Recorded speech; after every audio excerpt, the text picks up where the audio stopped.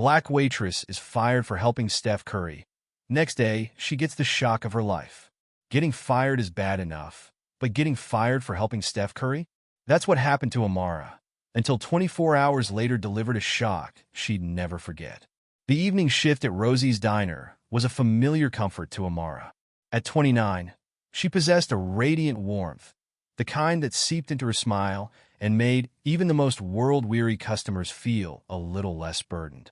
Nestled in a quiet, tree-lined street in Berkeley, San Francisco, Rosie's was an institution, a beloved haunt for the neighborhood's elder statesmen and women, a sanctuary where the comforting aroma of brewing coffee mingled with the gentle murmur of shared stories and the clinking of silverware against well-worn plates.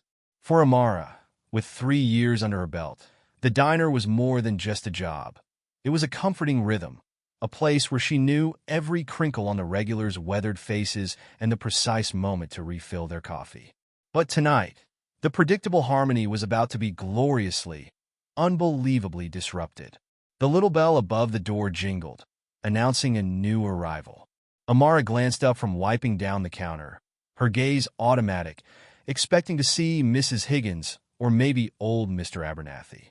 Her breath hitched, standing framed in the doorway, looking a touch out of place, yet undeniably present, was Steph Curry. The Steph Curry, the Golden State Warriors legend, a local demigod. For a heartbeat, Amara was utterly starstruck. Dressed casually in a well-worn hoodie and sneakers, a baseball cap pulled low over his brow, he seemed to be making a concerted effort to remain inconspicuous. But even in his understated attire, his presence radiated an unmistakable aura. A ripple of hushed whispers spread through the diner as the older patrons at the counter subtly craned their necks, their eyes widening in disbelief. He was here, in Rosie's. Amara had witnessed his breathtaking artistry on the basketball court countless times, his effortless grace defying gravity. The thought of him actually stepping into her quiet little diner had never even flickered across the realm of possibility. Renowned for her genuine smile and an almost preternatural ability to anticipate her customers' needs, Amara had honed her craft at Rosie's, memorizing orders, remembering quirky preferences, and offering a warm word at just the right moment. The arrival of Steph Curry, a celebrity of his magnitude, sent a jolt of excited energy through her and a good portion of the clientele, many of whom were, secretly or not so secretly, devoted Warriors fans. Drawing on her well-honed professional instincts, Amara smoothed down her apron and approached his table, pasting on her most welcoming smile. "Good evening, sir. Welcome to Rosie's. What can I get for you tonight?" Internally, her mind was doing cartwheels. Steph Curry. In Rosie's. Steph looked up, his eyes crinkling at the corners as he offered a smile. A surprisingly warm and genuine smile that instantly dissolved some of Amara's nervous energy. "Just a coffee, black, and maybe a slice of whatever pie you've got fresh tonight." "Coming right up," Amara replied, her voice thankfully betraying none of the internal pandemonium. She turned towards the counter, acutely aware of the buzzing undercurrent his presence had ignited.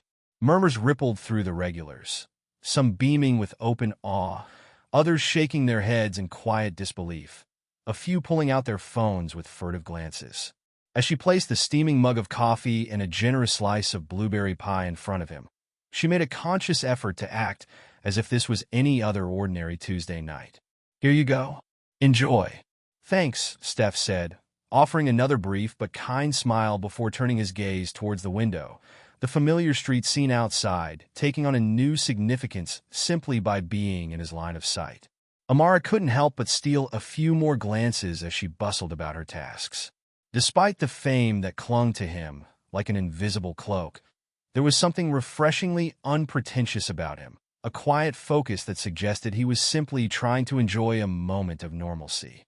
But not everyone shared her sense of awe. Bernard, one of the diner's most steadfast regulars and a fiercely devoted fan of the Los Angeles Lakers, the Warriors' long-standing rivals, was notorious for his blunt opinions and his almost visceral dislike of anything Golden State. Amara had been genuinely thrilled at the opportunity to serve Curry, a man she admired not only for his dazzling talent on the court, but also for his remarkably understated philanthropic endeavors. However, as Bernard pushed himself up from his usual stool at the counter and began a deliberate, slightly wobbly trajectory towards Curry's table, a knot of apprehension tightened in Amara's stomach. "Oh no. Please no." "Well, looky here," Bernard announced, his voice gravelly and laced with a playful, yet pointed, sarcasm that cut through the diner's comfortable hum. "If it ain't the golden boy himself. What brings you to our humble establishment, Mr. Curry? Lost your way to one of those fancy celebrity haunts?" Curry looked up from his pie, his expression remaining open and unfazed. "Just wanted a good cup of coffee and some pie," he replied evenly, a hint of amusement in his eyes. "Heard this was the best place in town." Bernard chuckled, a dry, rattling sound.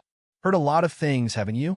Like how you're single-handedly saving the world with all that money you make throwing a ball around." The barb, though delivered with a veneer of humor, had a sharp edge. Amara, who had been refilling Mrs. Gable's water glass, froze, her attention snapping to the unfolding interaction. Her admiration for Curry extended beyond his athletic prowess. She'd read about his foundation's work, the genuine impact he was having on communities struggling with poverty and lack of opportunity. Bernard's dismissive tone grated on her. "Now, Bernard," interjected Martha, another longtime regular, her voice laced with gentle reproach. "Play nice. The man's just trying to enjoy his supper." Bernard waved a dismissive hand. "Just a bit of friendly banter, Martha. Isn't that right, Mr. Curry?" He turned back to Steph, his gaze narrowing slightly. "Truth be told, though, I've always wondered, you guys rake in millions endorsements coming out your ears. What real difference are you actually making? A few photo ops at charity events, maybe?" The accusation, thinly veiled, hung in the air. A flicker of something, perhaps fatigue, perhaps a familiar resignation, crossed Curry's face, but he maintained his composure. "We try to do what we can," he said, his tone still measured. "Our foundation supports youth education programs, provides resources for underserved communities, builds safe spaces for kids to play." Bernard scoffed, the sound dismissive. Right. The usual song and dance. Tax write-offs and good press. Meanwhile, folks around here are struggling to make ends meet." A surge of indignation coursed through Amara. Bernard's words were not only unfair, but, in her opinion, willfully ignorant. She knew firsthand the kinds of positive change Curry's foundation was facilitating. She couldn't stand by and watch him be unfairly attacked in her workplace, a place she considered a second home. Summoning a courage she didn't know she possessed, Amara stepped forward, placing a half-eaten plate on a nearby service tray with more force than necessary. "Bernard," she said, her voice surprisingly steady despite the tremor of nerves rippling through her. "That's really not fair. Steph Curry and his foundation have done incredible things for this city and beyond. They're not just throwing money around, they're investing in real, sustainable change." Every head in the diner swiveled towards her. Bernard's jovial demeanor vanished, replaced by a look of surprised annoyance. Well, he drawled, turning his attention to Amara. "And who made you the spokesperson, sweetheart? Suddenly an expert on celebrity philanthropy?" "I don't need to be an expert to see the good he's doing, Bernard," Amara retorted, her voice gaining strength, fueled by a righteous anger. "I've read the articles, seen the reports.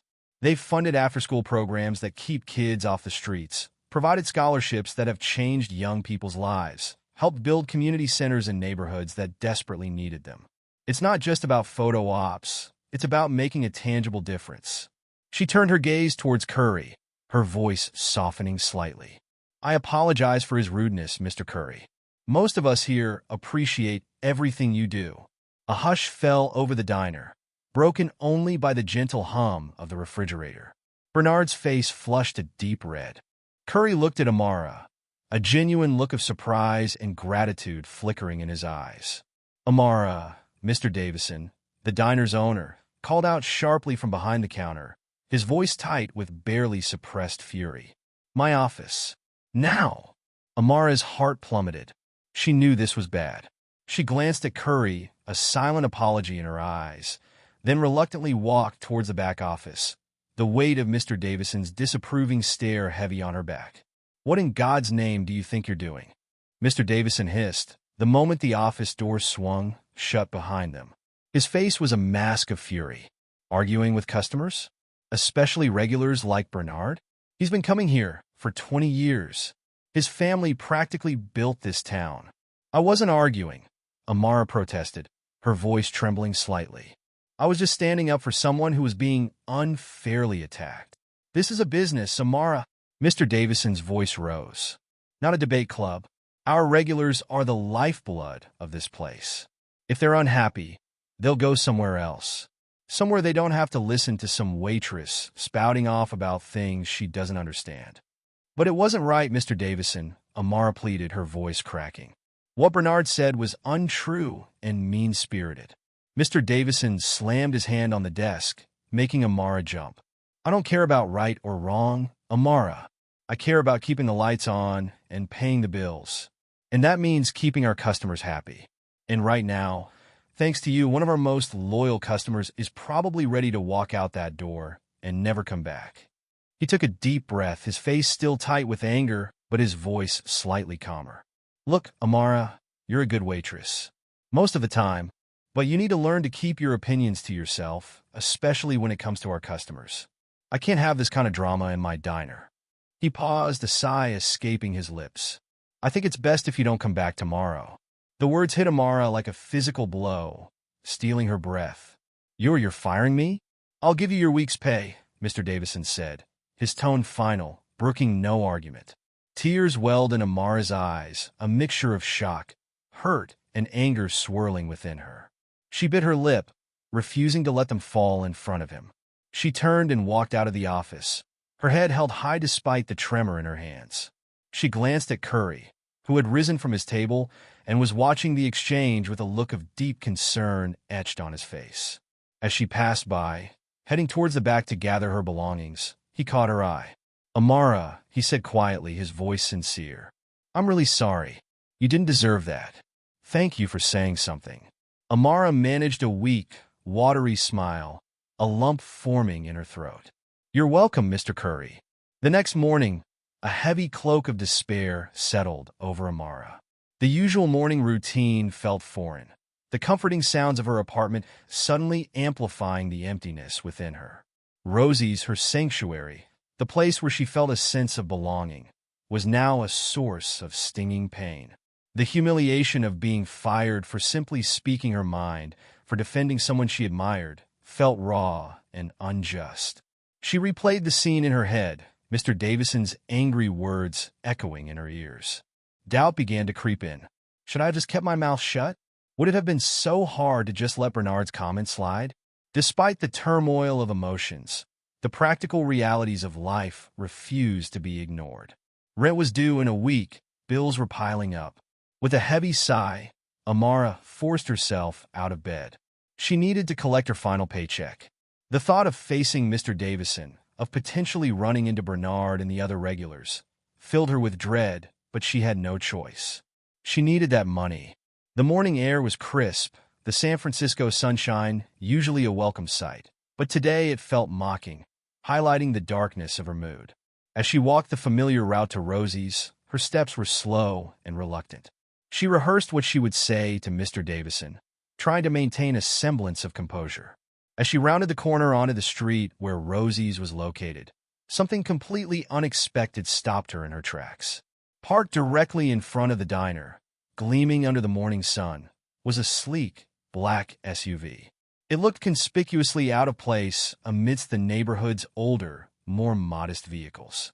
Amara hesitated, a flicker of confusion mixed with a strange sense of anticipation. Taking a deep breath, she pushed open the door to Rosie's. The familiar sounds and smells, the gentle clatter of dishes, the rich aroma of coffee, the low murmur of conversation, were present, yet there was an undercurrent of unusual quiet, a palpable tension in the air. Her eyes scanned the room, and her breath hitched. Seated at a booth near the window, nursing a cup of coffee, was Steph Curry. He looked up as she entered, a warm, genuine smile spreading across his face. Behind the counter, Mr. Davison stood stiffly, his face a mixture of surprise and something akin to bewildered resignation. Several of the regulars, including Martha, and even Bernard, sat at the counter, their usual boisterous chatter subdued, their eyes darting between Amara and Curry. "Amara," Steph said, his voice calm and welcoming. "Thanks for coming." He gestured to the empty seat across from him. "Mind if we talk?" Amara stood frozen for a moment, her mind struggling to process the scene before her. What was happening? Why was Steph Curry back at Rosie's? With a hesitant nod, she walked towards the booth, the weight of every eye in the diner on her. "I wanted to apologize again for what happened last night," Steph began, his tone sincere, the sincerity radiating from his eyes. "You really didn't deserve that. Standing up for what's right shouldn't cost you your job." Amara swallowed, still trying to make sense of the situation. "It's okay, Mr. Curry. It's not your fault. But it is in a way," Steph countered gently. "If I hadn't been here—" He paused, then continued, his voice gaining a touch of firmness. "Look, Amara, what you did took real courage. It showed me that you're a person of integrity, someone who's not afraid to speak her mind, even when it's difficult. That's a quality I deeply admire." Amara looked at him, a flicker of hope igniting within her. "Why are you really here, Mr. Curry?" Steph smiled, a genuine, heartfelt smile. "My foundation is growing, Amara. We're expanding our reach, launching new initiatives to support young people, to create opportunities in underserved communities.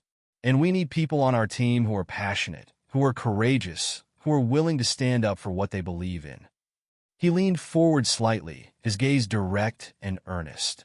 "Amara, I'd like to offer you a job, working with my foundation." Amara stared at him, speechless, her mind reeling. A job? With his foundation? It was beyond anything she could have ever imagined. Tears welled in her eyes, this time not from sadness or anger, but from a profound sense of disbelief and overwhelming gratitude. "Are you serious?" She finally managed to whisper, her voice thick with emotion. "Absolutely serious," Steph affirmed, his smile widening. "I was incredibly impressed by what you did yesterday. We need people like you, Amara. People who care." A wave of emotion washed over Amara, the weight of the previous day's events lifting, replaced by an almost euphoric sense of possibility. She had lost her job for doing what she believed was right, and now, incredibly, it had led to an opportunity beyond her wildest dreams. She looked around the diner. Mr. Davison was watching them, his expression unreadable, a mixture of shock and perhaps a hint of regret in his eyes. Bernard, surprisingly, offered a small, almost sheepish nod. Martha beamed at her, a look of pure joy on her face. Amara turned back to Steph, her heart overflowing. "Yes," she said, her voice clear and strong, a wide, tearful smile gracing her lips. "Yes, I would love to." Steph reached across the table and shook her hand, his grip firm and reassuring. "Great," he said, his eyes sparkling with enthusiasm. "I have a feeling you're going to be a fantastic addition to our team."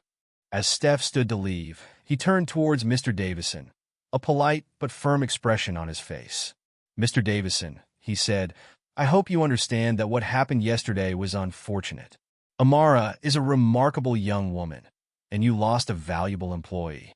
Mr. Davison cleared his throat, looking uncomfortable. "Mr. Curry, I may have acted hastily. I apologize, Amara." Amara met his gaze, a newfound sense of confidence within her. "Thank you, Mr. Davison, but I think I've found where I'm meant to be." As Steph walked out of the diner, a buzz of excited conversation erupted. Amara sat for a moment, still slightly dazed, the reality of what had just happened slowly sinking in. She had been fired, yes, but in its place, a door to a future filled with purpose and meaning had swung wide open. In the weeks that followed, Amara threw herself into her work at the foundation with boundless energy and dedication. She discovered a passion for community outreach, a natural talent for connecting with people, and a deep satisfaction in knowing that her efforts were making a real difference. She traveled to different communities, helped organize youth programs, and witnessed firsthand the transformative power of the foundation's work. Looking back, Amara realized that losing her job at Rosie's, though painful at the time, was not an ending, but a necessary turning point. It was the catalyst that propelled her onto a path she never could have imagined, a path where her courage and integrity were not just valued but celebrated. The message here is multifaceted and powerful. Standing up for your beliefs, even when faced with negative consequences, can ultimately lead to unexpected and positive outcomes. Integrity and courage are not just abstract virtues. They are qualities that can open doors to opportunities you never thought possible. Sometimes what appears to be a devastating loss can be the very thing that propels you towards your true purpose. Furthermore, it highlights the importance of recognizing and rewarding those who demonstrate moral courage, suggesting that true leadership involves not only making a difference oneself, but also empowering others who are willing to stand for what's right. Amara's journey underscores the idea that setbacks can be setups for something greater, and that staying true to your values, even in the face of adversity, is always the right path to take.